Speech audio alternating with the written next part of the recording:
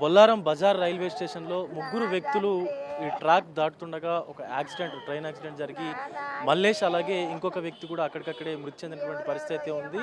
So ఇంకొక వ్యక్తి పరిస్థితి విషమంగా ఉన్నట్టుగా అయితే తెలుస్తోంది. మల్లేష్ తల్లి సుజాత ఉన్నారు.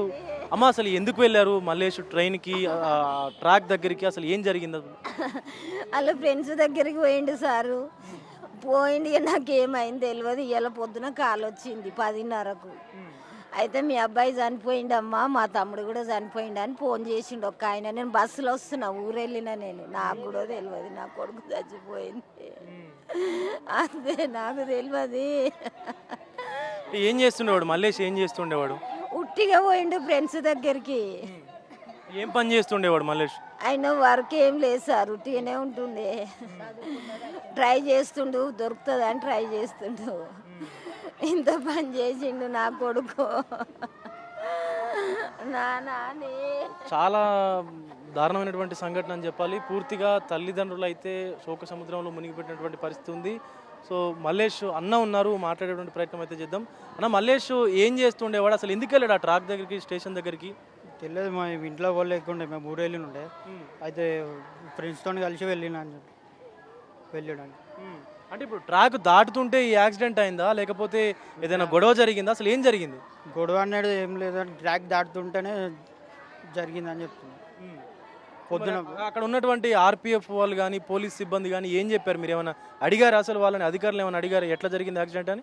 ఎట్లా జరిగిందని అడిగితే వాళ్ళు ఏమో సమాధానం సరిగా చెప్పట్లేదు. ఇంకొక ఆయన వాళ్ళ ఫ్రెండ్ వాళ్ళ అన్ననే బాబాయ్ అంట, ఆయననే చెప్పిండే. మాకు ఆయన చెప్తేనే తెలిసింది. మా తమ్ముడు కూడా ఇట్లా పడ్డాడు. అసలు అంటే ఆ ట్రైన్ డ్రైవర్ లోకో పైలట్ ఏదైనా ఇన్ఫర్మేషన్ ఇచ్చాడంటున్నా స్టేషన్కి అసలు ఇట్లా జరిగిందని చెప్పి, లేదా సడన్గా తీసుకెళ్ళిపోయాడు? ఆయన లోకో పైలట్ ఆరం కొడుతున్నా అని చెప్పి ఇన్ఫర్మేషన్ ఇచ్చిండంట, పోలీసు వాళ్ళకి చెప్పిండంట. నేను ఆరం కొడుతున్నాను కానీ ఎక్ట్ రెస్పాన్స్ లేకపోతే స్పీడ్ పోయి గుద్దిండు అని చెప్పి, ఆన్ ది స్పాట్ ఇద్దరు చనిపోయారు అని చెప్పి.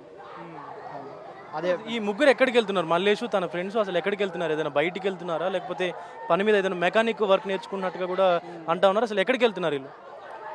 వాళ్ళ ఫ్రెండ్ అన్నాడు అక్కడ ఉంటాడు బొల్లారంలో, ఆయన కోసం అని మా తమ్ముడు వెళ్ళాడు. ట్రాక్ మీదకి ఎందుకు పోయినా అనేది తెలియదు. అన్న, ఇప్పుడు ఈ రైల్వే సిబ్బందికి సంబంధించి ఎవరైనా వచ్చారు అసలు ఇక్కడికి? ఇక్కడ వరకు రాలేదు, వాళ్ళకి ఇన్ఫర్మేషన్ ఏమి ఇవ్వలేదంట. సో కోకో పైలట్కి ఇస్తురా అన్నప్పుడు వాళ్ళు ట్రాక్ దాటుతురా లేదా ఎవరైనా బలవంతంగా చేసారా మనకి ఇప్పటివరకు ఇంకేం లేదు. సో ఇక్కడ వచ్చిన తర్వాత వాళ్ళకి ఏం చెప్పారంటే ఇట్లా చనిపోయారని ఇన్ఫర్మేషన్ ఉంది, కానీ కన్ఫామ్గా ఏమీ లేదు. సో దాని కన్ఫర్మేషన్ ఆ లోకల్ పోలీస్ అయినా రావాలి, మనకి ఇక్కడ సెంట్రల్ నుంచి వాళ్ళు రావాలి. మరి ఏం లేదు, ఆధారం కూడా మనకు కావాలి కదా. ఆధారం లేనిది చనిపోయిండు అని చెప్పేసి కుటుంబాన్ని ఇబ్బంది పెట్టడం కరెక్ట్ కాదు. అంటే ఇప్పుడు ఆర్పిఎఫ్ వాళ్ళు రాలేదు, లోకల్ పోలీస్ ఎవరు రాలేదు అక్కడి నుంచి? పోలీస్ వాళ్ళు ఓన్లీ చనిపోయిండు అని చెప్పేసి ఇన్ఫర్మేషన్ ఇచ్చారంట. ఆర్పిఎఫ్ వాళ్ళు ఎవరు మాత్రం ఇప్పటివరకు ఎవరు లేరు. సో దీన్ని బట్టి ఎంత నిర్లక్ష్యం అనేది అర్థమవుతుంది. అంటే ఇప్పుడు ఈ యాక్సిడెంట్కి సంబంధించి ఏదైనా సీసీ ఫుటేజ్ రికార్డు కానీ లేకపోతే ఏం ఇప్పటివరకు ఏమి ఇవ్వలేదు. ఉన్నా మాకు చూపించాలి కదా, ఫ్యామిలీ కన్నా చూపించాలి, బ్రదర్ కన్నా చూపించాలి. ఇప్పటివరకు ఏం చూపించలేదు. సో మీరు బాడీని తీసుకొని వెళ్ళిపోరే అంటే ఎంతవరకు కరెక్ట్ అర్థం అవ్వట్లేదు.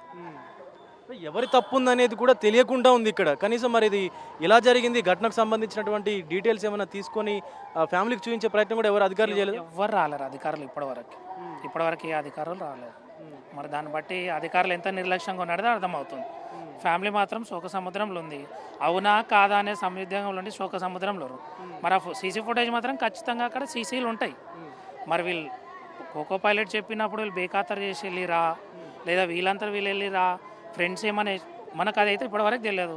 ఫ్రెండ్స్ వాళ్ళు చెప్పారు అన్నట్టే వింటున్నాం, కానీ దాని ఏం సీసీ ఫుటేజ్లు మనకు కావాలి ఫస్ట్ ఆఫ్ ఆల్. రైట్.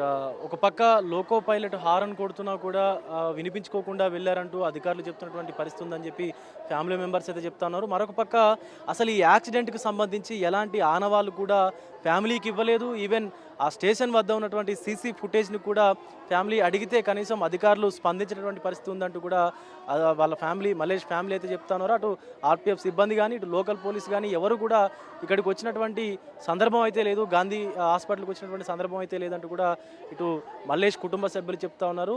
పూర్తిగా మల్లేష్ కుటుంబ సభ్యులందరూ కూడా శోక సముద్రంలో మునిగిపోయినటువంటి పరిస్థితి కనిపిస్తుంది. తన స్నేహితుడి దగ్గరికి వెళ్ళినటువంటి మల్లేష్ తిరిగి రానటువంటి లోకాలకు వెళ్ళినటువంటి పరిస్థితి ఉంది. కాబట్టి ఖచ్చితంగా దీనికి సంబంధించి ఒక పూర్తి దర్యాప్తు కూడా చేయించి అసలు ఎవరి తప్పు ఉందనేది కూడా తేల్చాలంటూ మల్లేష్ కుటుంబ సభ్యులైతే విజ్ఞప్తి చేసినటువంటి పరిస్థితి అయితే కనిపిస్తూ ఉంది. వీడియో జర్నలిస్ట్ నరసింహతో విజయ్ బిగ్ టీవీ, గాంధీ ఆసుపత్రి నుండి.